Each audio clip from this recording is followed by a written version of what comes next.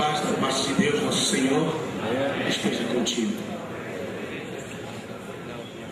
Por favor, abra sua Bíblia no livro de Jonas, no capítulo 4. O tema desse estudo desta manhã é o obreiro da arquibancada.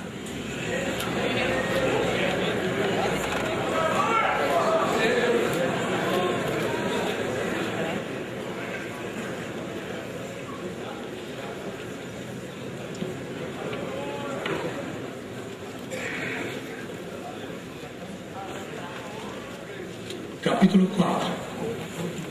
Está chegando alguma coisa agora? Mas desgostou-se Jonas extremamente disso e ficou todo ressentido. E orou ao Senhor e disse: Ah, Senhor, não foi isso que eu disse estando ainda na minha terra? Por isso me preveni.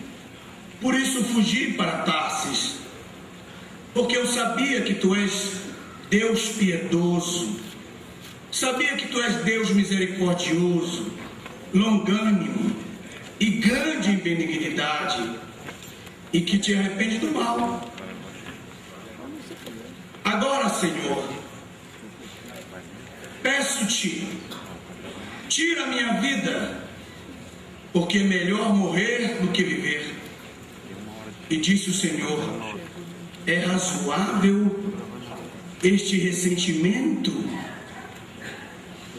Então Jonas saiu da cidade,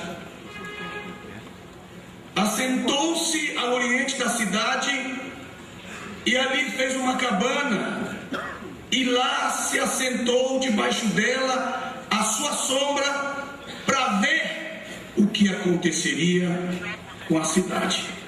Aí está a arquibancada de Jonas.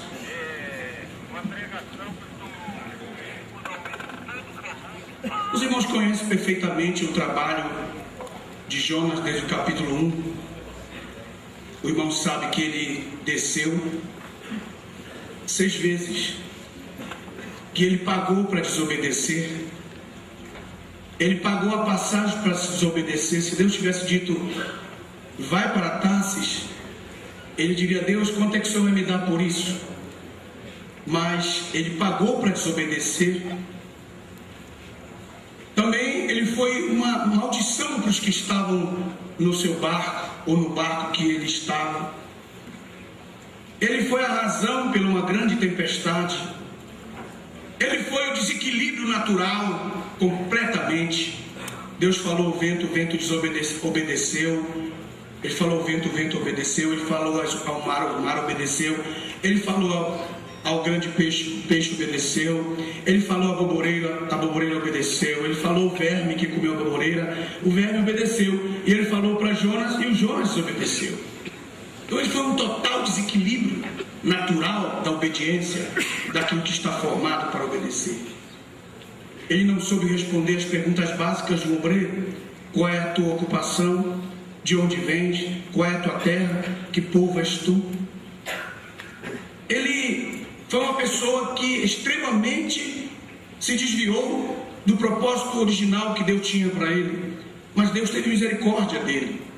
E no capítulo 2, no versículo 1, os irmãos também sabem que ele orou no ventre do peixe e Deus ouviu a oração dele, porque o obreiro que não ora no porão do navio vai orar dentro do peixe. As circunstâncias o levarão a orar de qualquer maneira. Se você não orar na terça-feira, na sexta-feira, você vai ter que orar no mais profundo do vale da sua história. Tudo isso nós já sabemos. No capítulo 3, então ele vai como um obreiro já mudado, nocauteado por Deus, trabalhado por Deus. Ele vomitado pelo peixe, que representa a sua ressurreição, que representa a ressurreição do obreiro. O obreiro vomitado tem mais autoridade, O obreiro vomitado pela situação da vida, pelas circunstâncias da vida, pelas coisas negativas da vida. Quando ele tem vitória, ele é vomitado pelas circunstâncias da vida. Quando ele volta com mais autoridade. O obreiro ressuscitado, ele produz flores, folhas, amêndoas. O obreiro ressuscitado, ele começa com uma nova mensagem. Ele diz: todo o poder me foi dado no céu e na terra. O obreiro ressuscitado, ele é respeitado. Agora o obreiro morto, ele é rejeitado. Ele pode falar o que ele quiser, mas a mensagem que ele fala precisa de uma dose especial da graça de Deus na vida dele. E no capítulo 1 e no capítulo 2 nós temos a história de um homem que ora, que busca Deus de uma forma muito especial. Quando ele entra na circunstância, que ele penetra na circunstância para ser destruído, antes daquele peixe ter tragado Jonas, ele comeu algas. E a ciência descobriu que, por causa disso, Jonas não foi tragado, destruído, digerido, porque as algas fizeram um efeito extraordinário no ventre do peixe e deu uma dor de barriga tão grande no peixe, e Jonas acabou sendo indigesto e o peixe teve que vomitá-lo. Isso é um propósito de Deus, porque antes das circunstâncias te tragarem, Deus fará a circunstância comer algo antes, para que você não possa ser digerido, e as circunstâncias da vida terão que te vomitar de qualquer maneira. Então este homem ressuscitado começa uma mensagem, mesmo ressuscitado, ainda é uma mensagem de ressentimento, ainda é uma mensagem ruim, uma mensagem difícil. Os irmãos podem observar que a mensagem que ele pregou no capítulo 3, verso 4, daqui eu começo o pensamento. No verso 4, por favor, do capítulo 3, a mensagem dele tem menos de 40 letras. E diz assim no texto: ainda 40 dias Nínive será subvertida, isto é, destruída, exterminada. A mensagem dele não teve nenhuma apelação de arrependimento. A mensagem que ele teve que pregar não teve nenhuma conotação, não teve uma pausa para reflexão e arrependimento. A mensagem dele foi decisiva: vocês vão morrer daqui a 40 dias. Mas entre a boca do pregador e o coração do pecador tem um espírito que convence do pecado, da justiça e do juízo. E às vezes a sua mensagem é dura, e você vê que a sua mensagem é dura, e você volta para casa até triste que a sua mensagem foi tão dura, e você volta para casa e diz: meu Deus, o que vai acontecer agora?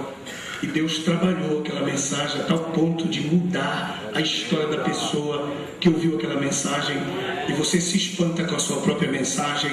Não é pela mensagem, senão pelo Espírito Santo que trabalha a mensagem. Então ele prega essa mensagem no verso 4: ainda 40 dias Nínive será subvertida. Só que ele não esperava, meus irmãos, ele nunca podia imaginar que a mensagem que ele pregou iria causar um efeito bombástico, um efeito extraordinário, que ele se tornaria o maior pregador de todos os tempos, o único que ganhou uma nação inteira, uma cidade inteira para o Senhor, um homem que de um só dia de mensagem, mesmo sendo uma mensagem difícil, dura de ouvir, ganhou uma nação inteira, e até o rei da nação e até os animais fizeram jejum por causa da mensagem que ele pregou. Por isso ele se tornou o maior pregador. Nem Billy Graham, nenhum grande pregador da história ganhou uma nação inteira a tal ponto de ter consequências tão lindas e preciosas como Jonas. Mas quem foi o que mereceu a glória de tudo isso? Não foi ele, porque ele estava ressentido, ele estava triste. Ele jamais podia imaginar que Nínive iria mudar de vida. Como João disse: és tu aquele que havia de vir, ou esperamos outro? Nós não estamos crendo perfeitamente mais no Senhor. Será que ainda tem outro que pode vir? Por que ele falou isso? Porque quando ele ficou preso, ele pensava que Jesus ia fazer um milagre. ia tirá-lo da prisão. E como Jesus não o tirou da prisão, ele também ficou ressentido com Jesus, porque ele esperava que Jesus iria tirá-lo da prisão. E como Jesus não o tirou da prisão, ele ficou ressentido e perguntou: você não está comigo não? O senhor não é do nosso ministério não? O senhor não está com a gente não? O senhor não é da mesma equipe não? Mas ele não sabia que Deus tinha um propósito, porque o obreiro da transição sempre perde a cabeça. É bom ser o segundo, porque o primeiro sempre perde a cabeça e o segundo é o que alcança a bênção. Isso é natural em toda a história da Bíblia. Agora, veja só que coisa impressionante é o ressentimento deste homem, a tristeza deste homem, porque Nínive se converte, porque Nínive se transforma, porque a cidade se arrepende, porque ela era tão má, era tão cruel, era tão difícil, ela era intragável, e ela acaba se convertendo, e ele fica tão chateado. Em vez de ele ficar feliz, ele fica triste, e ele pergunta: Nínive, você agora é obreiro como eu? Nínive, você também faz parte agora da minha fé? Nínive, você está aqui no nosso meio? O que aconteceu com você? Ele esquece que as pessoas mudam e que Deus jamais mudará. Ele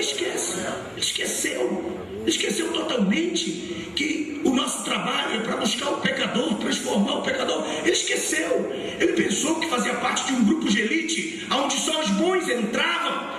Ele esqueceu. E ele pensou que ele fazia parte de um grupinho, de uma panelinha, que só entrava os bons, os ricos, os que estavam nas listas especiais.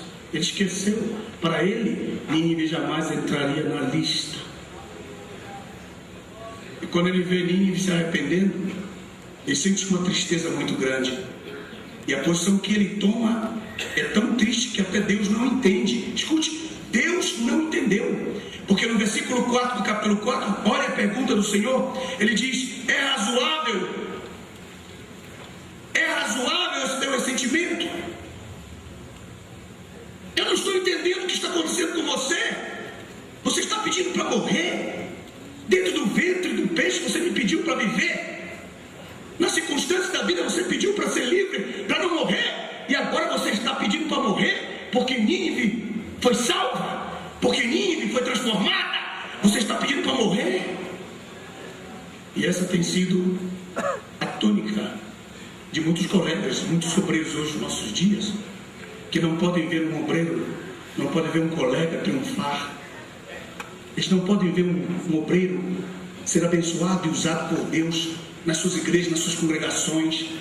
Eles pregam para que os obreiros se submetam, mas eles não respeitam os seus próprios filhos. Eles matam os seus filhos, eles pisam os seus obreiros. Vá nas suas igrejas para você ver como que eles pisam, maltratam os seus obreiros. E eles se colocam como os melhores, os grandes, os pregadores, quando os seus próprios filhos estão sendo massacrados, porque eles estão na arquibancada dizendo: porque Deus usa ele e não a mim.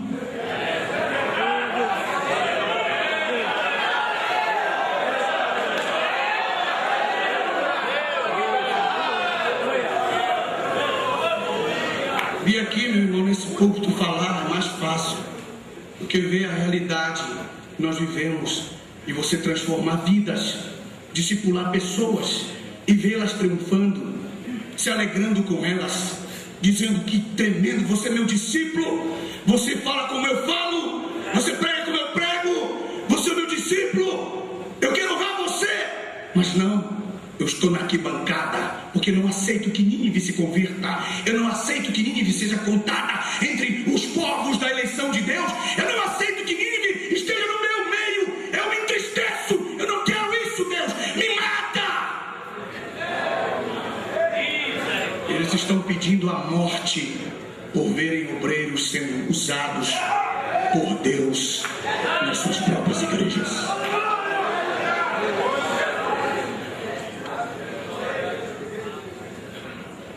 O máximo que eles dão: vem aqui, faz uma oração.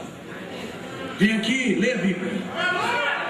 Vem aqui, é uma história para conversar. É um negócio assim para passar leite na boca.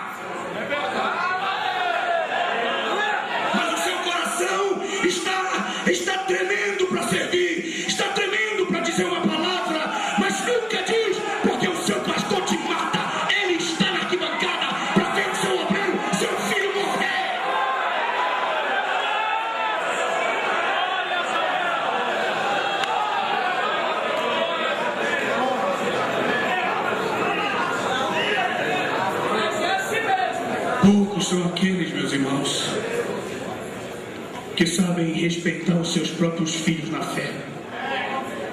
Foi o que nós dissemos um dia para um pastor americano. Eu morei 17 anos nos Estados Unidos. E um dia um americano foi lá na igreja, falou: o que está acontecendo com o povo brasileiro?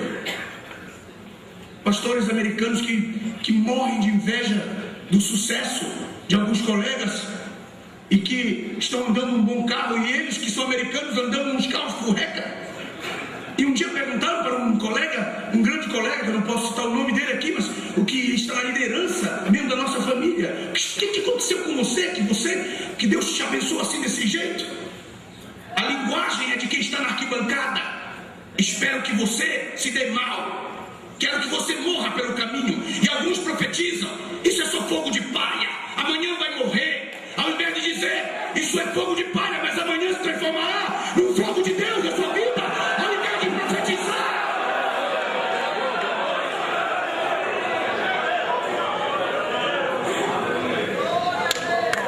Aleluia!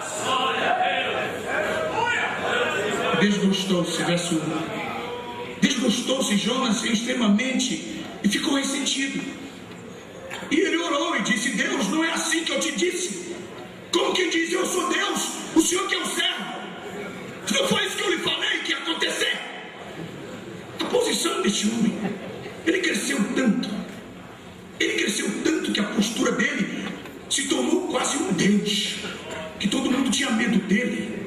Um Deus que ele colocava o óculos de fundo de garrafa, batia na campainha, que chegava e punha a Bíblia e todo mundo dizia: é a Bíblia do chefe, é o óculos do chefe.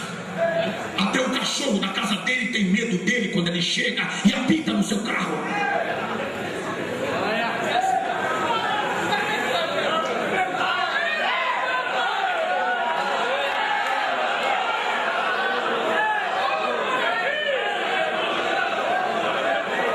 Ele não pode suportar a glória de outro.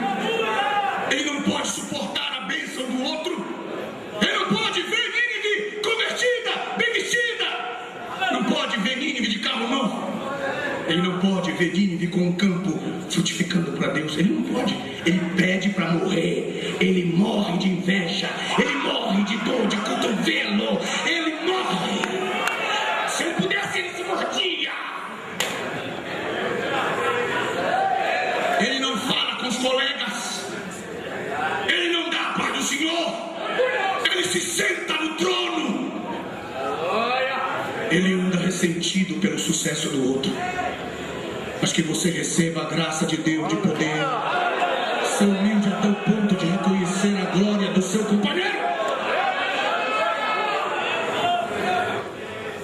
Meus irmãos, espero em Deus que algum dia você possa entrar aqui neste santuário e possa ser saudado por todos os homens de Deus que estejam aqui.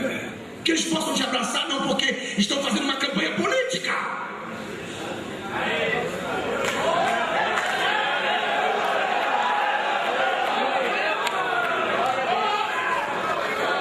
Que ele possa dizer: eu estou vivo e viverei por ver você abençoado por Deus.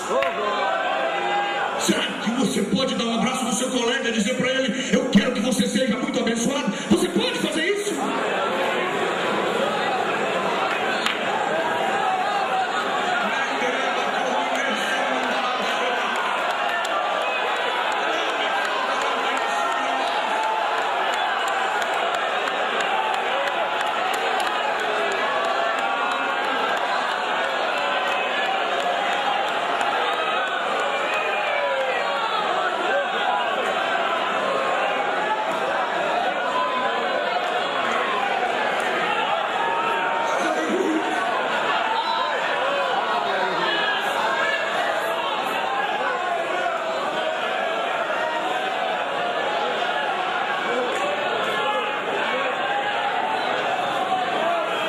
Verso 5.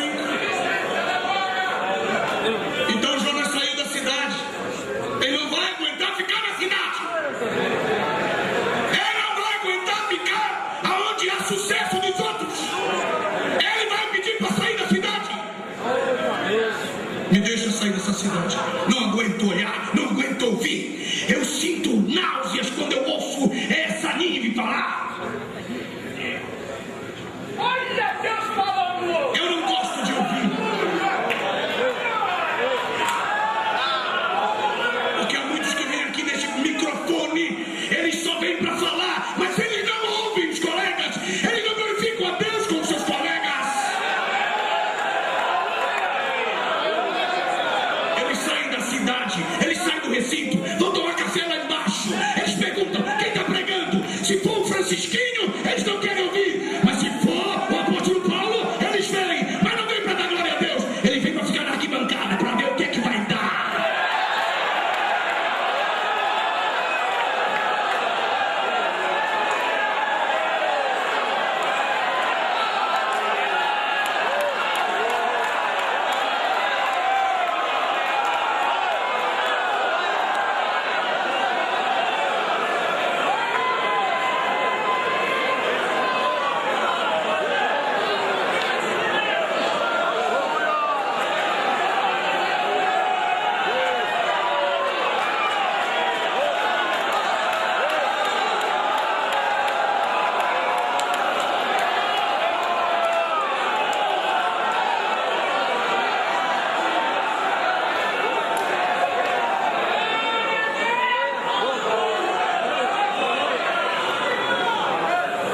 Os obreiros da arquibancada, meus irmãos, eles são frios. Eles são tão frios que quando você os abraça, eles abraçam assim, ó. Você não sente o calor deles. Você não sente aqueles 3 tapinhas nas costas. Você não sente, não.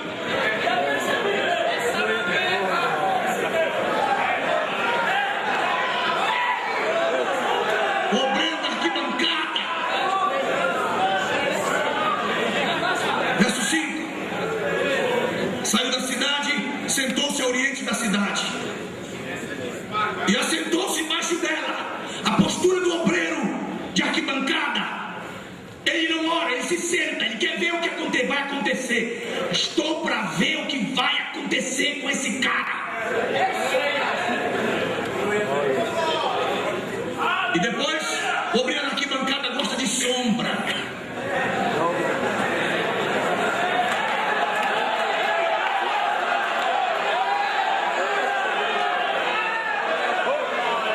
O obreiro da arquibancada manda os seus obreiros lá pro Caxundé, lá pro Cafundé, lá onde Judas perdeu a bota, mas ele nunca vai.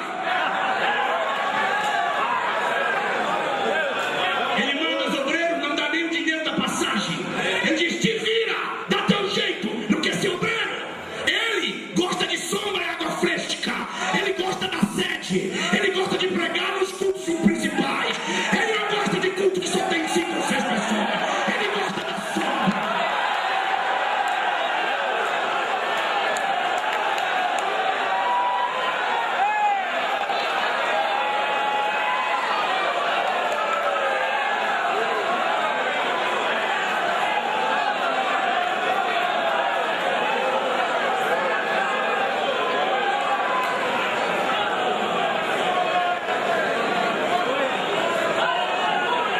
O obreiro da arquibancada.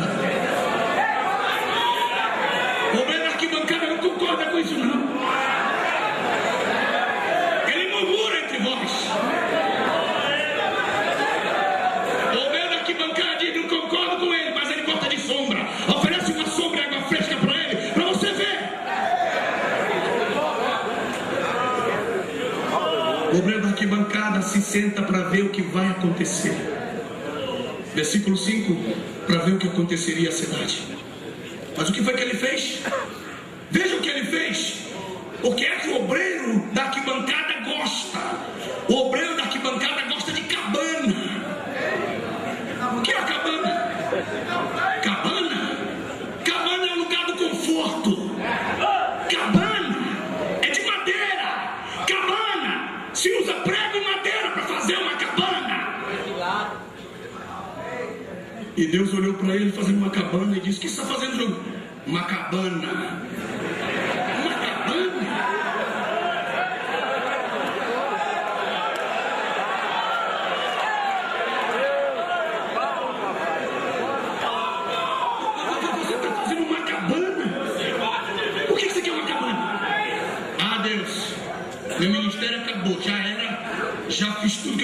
fazer? Estou construindo o meu futuro. Estou me aposentando. Eu estou fazendo uma cabana para dizer que acabou o ministério. Igual você ouviu do colega que me antecedeu. Se acabou, já era, acabou. E Deus disse para ele: o que você está fazendo? Eu já disse, uma cabana. Não, meu filho. O que você está fazendo? Uma cabana. Não é tempo de cabana, não. Por que você fez essa cabana? Porque eu quero me aposentar. Quero me aposentar com sombra e água fresca. Eu estou fazendo meu futuro. Eu estou fazendo meu pé de meia. Cabana é o pé de meia. O que você está fazendo? O seu pé de meia. Espera um pouquinho só. Anjos, olho embaixo. Fofa a terra. Que eu estou dando ordem para nascer uma boboreira. A cabana está aqui e a boboreira começa a nascer. Da noite pro dia, a boboreira fez uma ramada e ele olhou para a boboreira e viu que tinha sombra. Aí ele parou e pensou: vou trocar essa cabana por essa.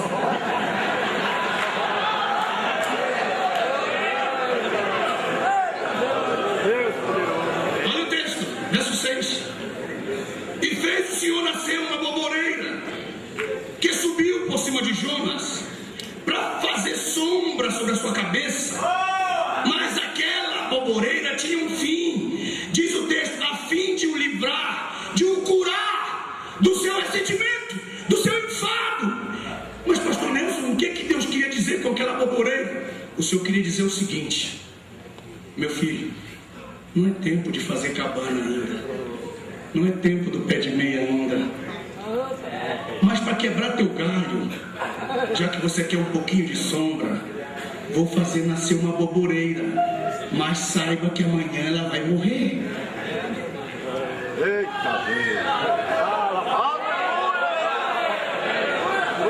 Aí o obreiro vai para aquele campo e diz: aqui eu faço meu futuro. Aí Deus ainda tem uns 5 campos para ele lá não sei aonde. Mas ele quer fazer naquele campo o pé de meia dele. Aí começam a acontecer as coisas nas suas congregações, nas suas igrejas, e o povo começa a se sentir mal com ele, e o pessoal quer cuspir ele de lá. E ele está achando que Deus não está mais com ele, não. É que Deus quer que ele continue a obra, e ele quer fazer o pé de meia. Então Deus usa a circunstância para empurrar ele de lá. Mas ele quer acabar. Aí Deus olha para ele e diz assim: você está doente, Deus? Estou, Senhor. Estou muito ressentido. Então eu vou fazer nascer uma boboreira para você. Ela vai te dar sombra por alguns dias. Você vai ser curado desse ressentimento. E então você vai continuar o seu trabalho de profeta. Que tal se nós fizermos este acordo? Ele olhou para o Senhor e disse: eu me alegro muito. Veja o texto, no versículo 6 diz: fez subir por cima de Jonas para que fizesse sombra sobre a sua cabeça. Era um sinal de Deus. Obreiros, vocês ouviram o profeta de Deus antes de mim dizer: é por um tempo, nós nunca vamos ter tranquilidade. Vocês ouviram? Vocês lembram? Irmão, vai começar uma luta e vai terminar. E quando terminar aquela luta, Deus manda outra luta. Nunca você vai ficar sem luta. Olha pro seu irmão, talvez ele não escutou. Diga para ele: olha aqui, meu amigo, vai acabar uma luta e vai começar outra.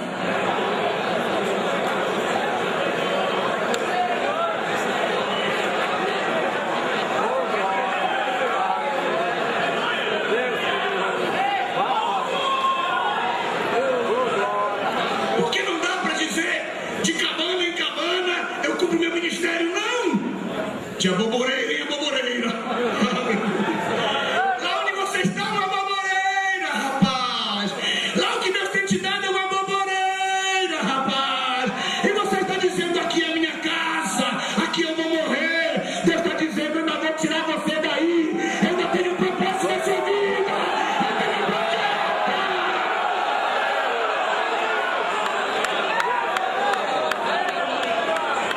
De quantos nós ouvimos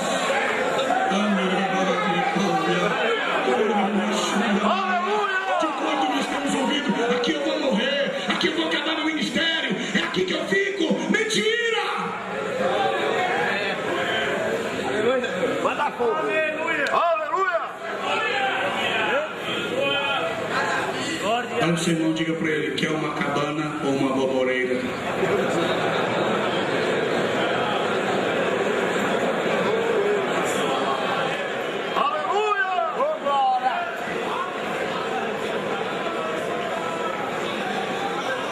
Olha para mim. Diga, por favor. Diga, mas ele não entendeu. Eu quero ouvir vocês como um voz de leão mesmo, como vocês falam. Mas ele não entendeu.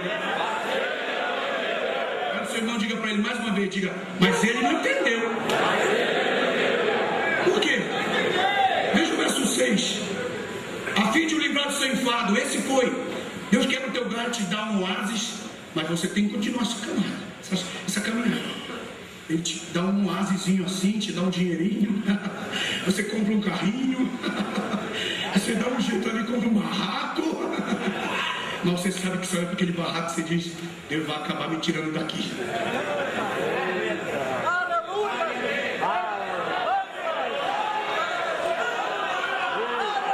Quem está ouvindo esta palavra pode glorificar a Deus nesta manhã.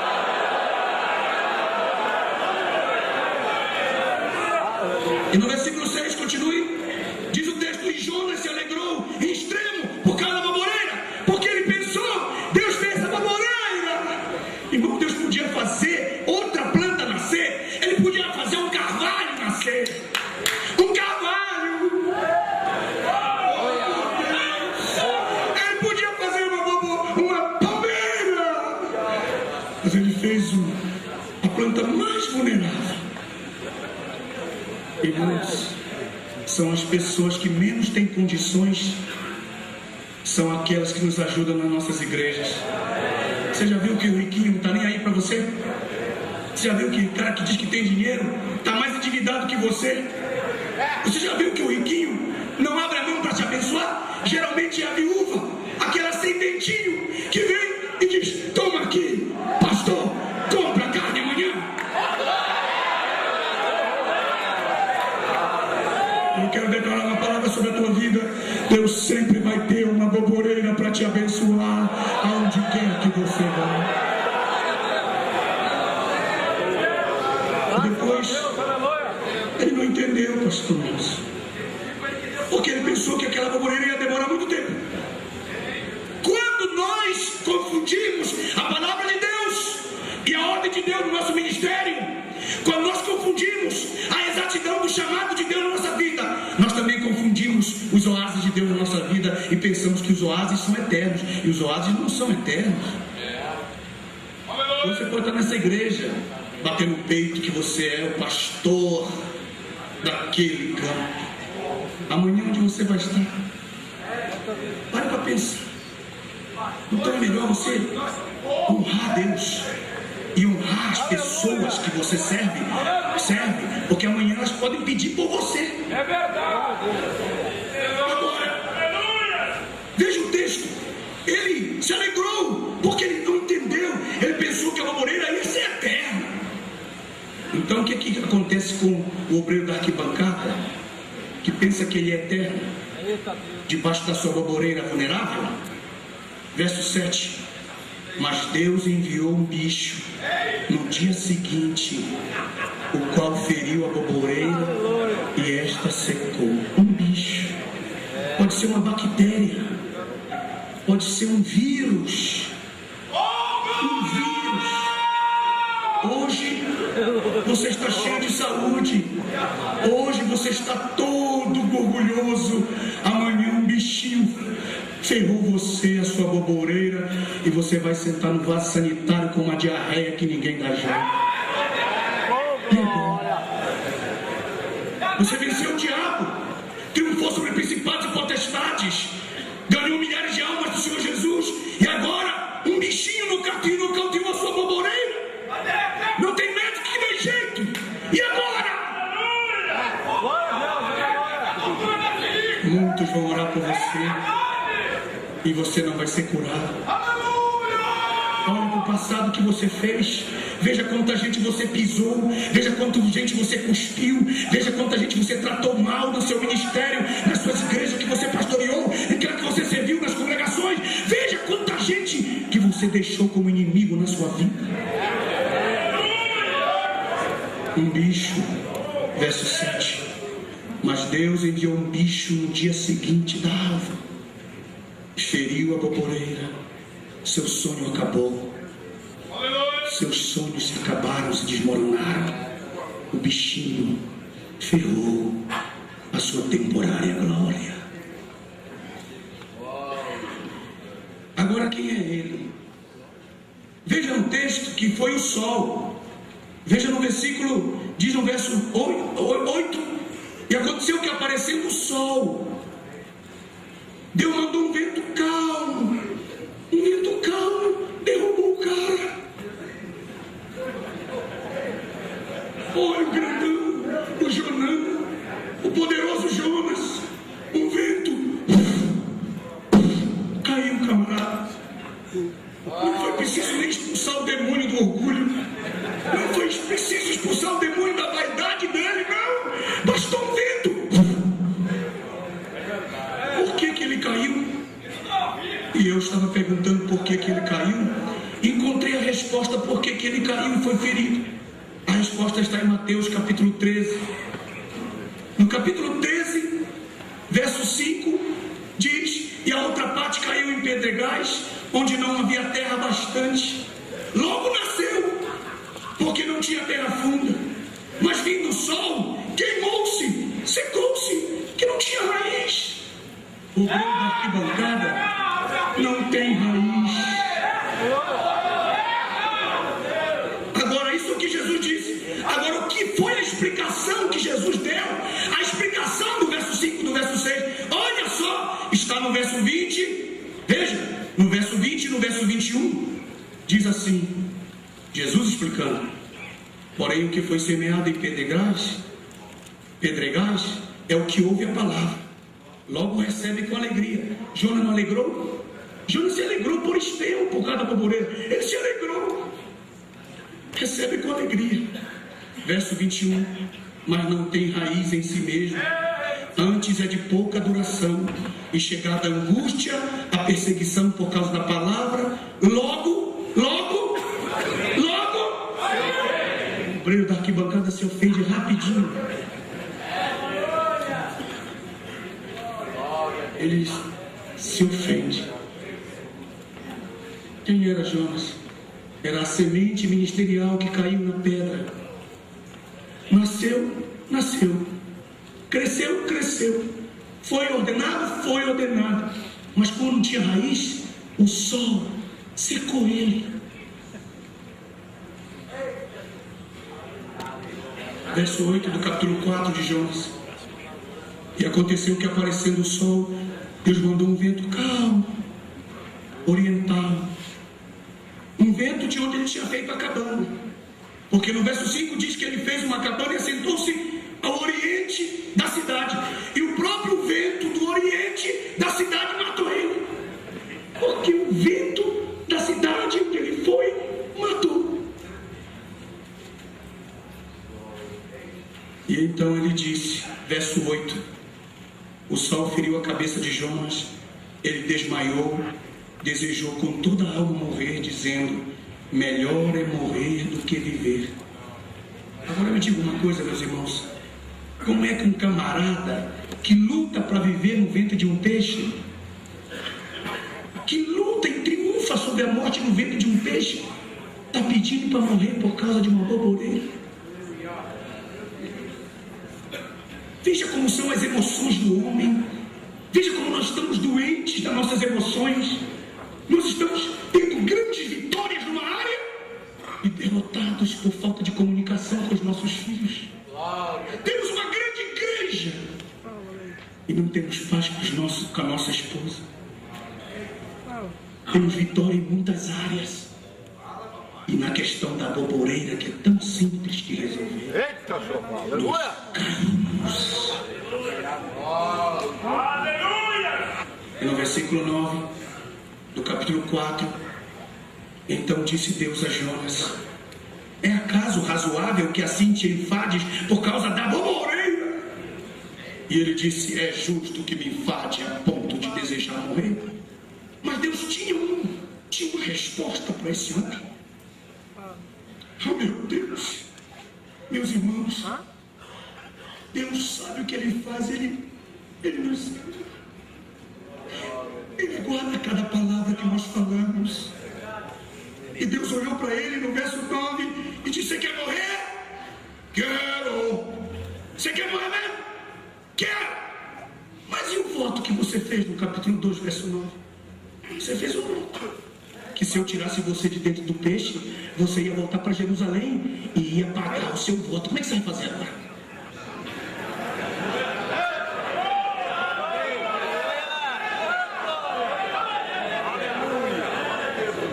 Veja no capítulo 2, verso 9, ele disse: mas eu te oferecerei sacrifício com voz de agradecimento no teu templo. O que votei, pagarei. Ele falou: ei Jonas, calma aí, nós temos um acerto de conta para fazer.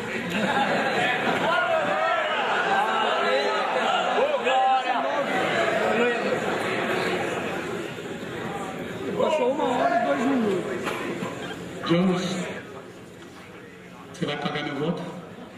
Eu não sei se é nome. Porque enquanto nós temos um voto, escute isso, enquanto nós temos um voto pendente, somos imortais.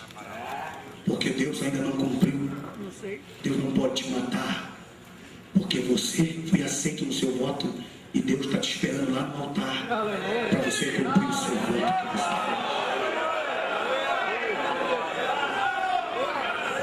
Olha para o seu irmãozinho que está do seu lado. Diga para ele: ei, você tem um voto.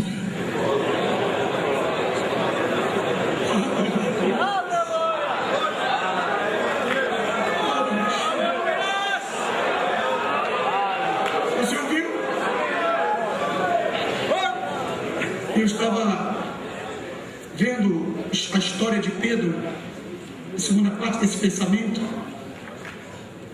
Eu descobri, foi sem querer mesmo, eu descobri que Pedro é filho de Jonas, não desse Jonas, mas do outro Jonas. E tal é o nome, tal é a pessoa.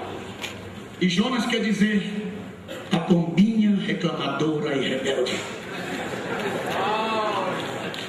É isso que quer dizer Jonas. E o Pedro saiu igual o pai dele. Pedro, em toda a história dele, sabe que eu vejo Pedro, o Pedrão, o apóstolo da arquibancada. Quando Paulo chegou, ele não quis receber Paulo. Ele mandou Paulo 14 anos para Tarsis. Fica lá para dar fruto, para ver o que vai acontecer com você. E Paulo foi 14 anos, ficou sentado, e ele ficou lá em Jerusalém para ver o que ia acontecer com Pedro, com Paulo, Pedro. E uma das coisas mais interessantes que eu vejo na vida dele é como ele tratava João, como ele sendo um filho de Jonas, um obreiro que herdou a reclamação do pai, aquele obreiro ranzinho, aquele miserável obreiro que não acredita, que não paga. Esse Pedro tinha uma rixa muito grande com João. Esse Pedro, vocês vão ver que na ressurreição, logo no chamado de Jesus e na ressurreição, existe uma rixazinha entre eles, como existe no nosso meio aqui. Não pense que é só lá, não. Tem um meio aqui que não se pica, mas não se pica mesmo. Aquela rixinha miserável. Ô, glória! E aí fica um na arquibancada. E aí Pedro, diz a Bíblia que quando Jesus chamou Pedro e André, Tiago e João, eles eram rivais. No livro de Marcos diz que eles eram rivais. Eles eram de 2 segmentos. Um era filho de Zebedeu, 2 eram filhos de Zebedeu, João, Tiago. E Pedro e André eram filhos de Jonas, de outro pescador também. Os 2 tinham embarcações. Eles não se davam bem. Tanto é que Jesus diz assim: e andando um pouco mais adiante, quer dizer que eles não estavam juntos quando Jesus chamou. E Jesus sempre chama 2 facções diferentes ali para juntar, para fazer o milagre dela.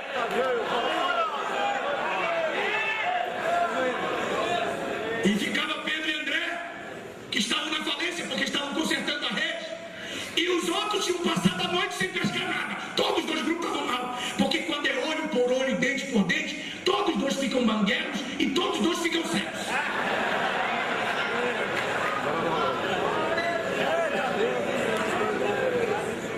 E Jesus chamou as duas facções e disse: o senhor está chamando a gente? Mas eu não vou para lá não. O nosso inimigo está lá. Ei! Eu estou chamando vocês para serem pescadores de homens. Eu estou chamando vocês para o meu ministério. Esse problema a gente vai resolver nesses 3 anos. Fiquem calmos, fiquem quietos.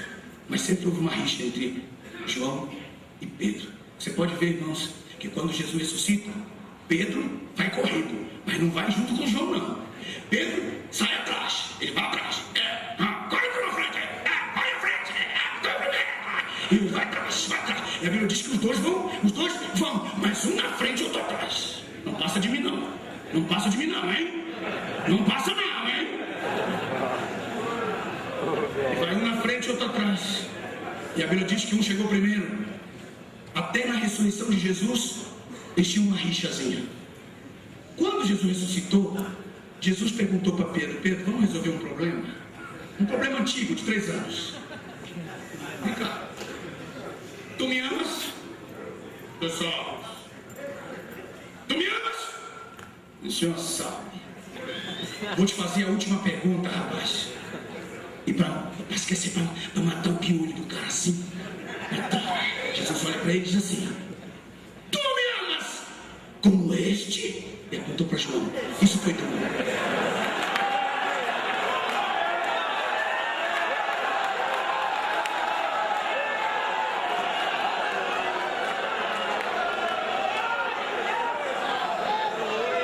E ele já estava triste porque o João chegou primeiro na sepultura, Pedro chegou depois. Porque quem ama chega primeiro.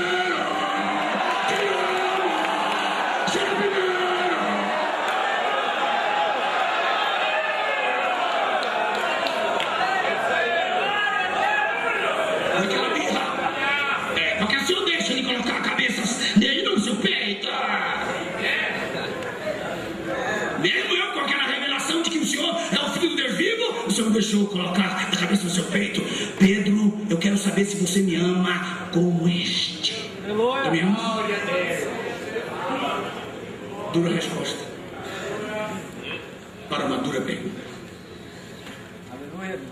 Mas sabe o que Jesus disse? Você vai ter um problema grave porque você não sabe amar. Você não sabe me amar. Você não sabe amar João. Eu tenho visto você nesses 3 anos, que você não bate papo com ele, você não conversa com ele, você não convida ele para comer com você. Tenho visto esses 3 anos.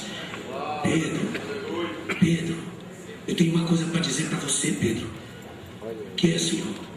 Você vai andar na cadeira de roda, porque você não quer amar. Você sabia que Jesus disse isso para ele? Que ele ia andar na cadeira de roda. Jesus disse: quando tu ficares velho, vão vestir você, vão empurrar você para onde você não quer ir. Cadeira de roda, pro obreiro da arquibancada.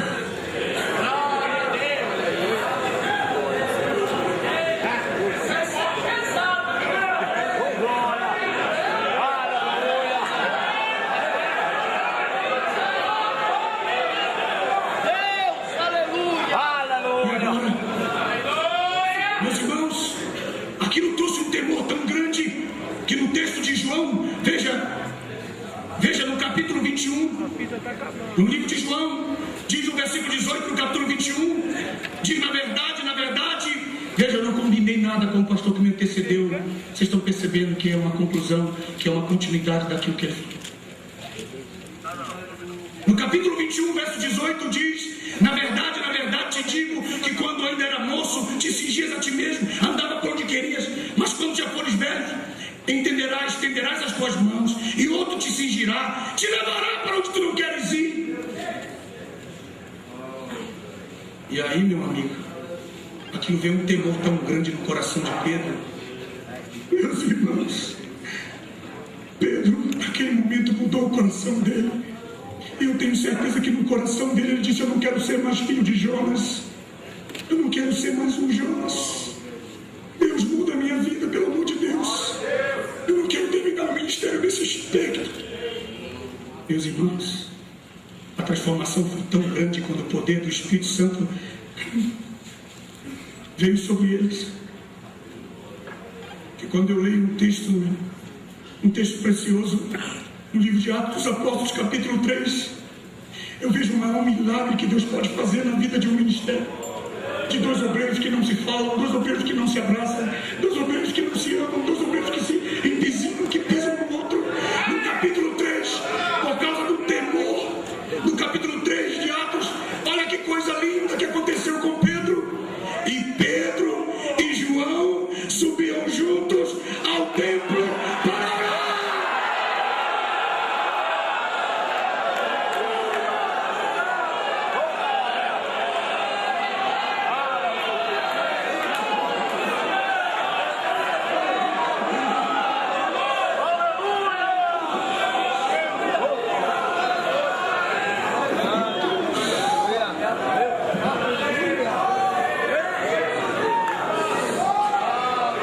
Chega, meus colegas.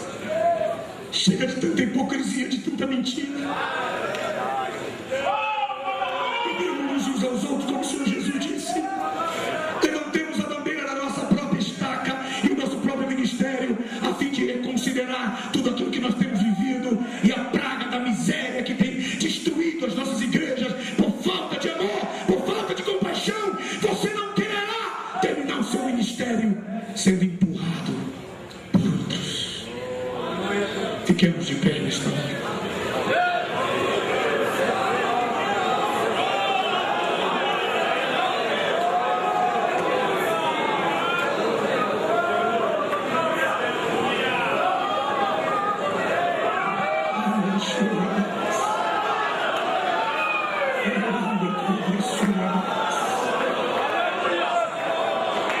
Não sei quais são as circunstâncias que te envolvem nesta manhã. Não sei se você tem sido esse obreiro de arquibancada ou tem sido pisoteado na sua vida e no seu ministério. Mas uma coisa eu quero declarar e profetizar nesta manhã, em nome do Senhor Jesus Cristo. Jesus quer que você suba com João ao templo e possa dizer: estou entrando neste santuário livre de todo ressentimento. Eu quero que Deus seja na sua vida em todo o tempo da tua história. Levante as duas mãos, por favor.